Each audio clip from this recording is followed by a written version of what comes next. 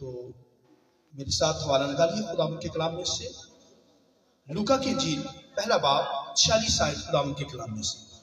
फिर मरियम ने कहा कि मेरी जान खुदावंद की बड़ाई करती है और मेरी रूह मेरे मुंजी खुदा से खुश हुई, क्योंकि उसने अपनी बंदी की पस्त हाली पर नजर की।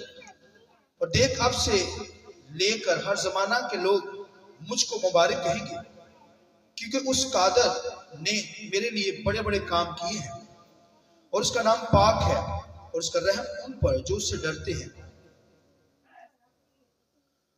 पुश दर पुश रहता है, उसने अपने बाजू से जोर दिखाया और जो अपने ताई बड़ा समझते थे उनको परगंदा किया।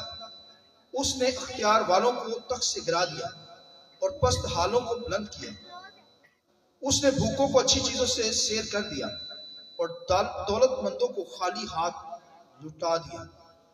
सुनिए आ गया, उसने अपने खादम इज़राइल को संभाल लिया ताकि अपनी उस रहमत को याद फरमाए जो इब्राहिम और उसकी नस्ल पर अब तक रहेगी, जैसा उसने हमारे बाप दादा के साथ कहा था।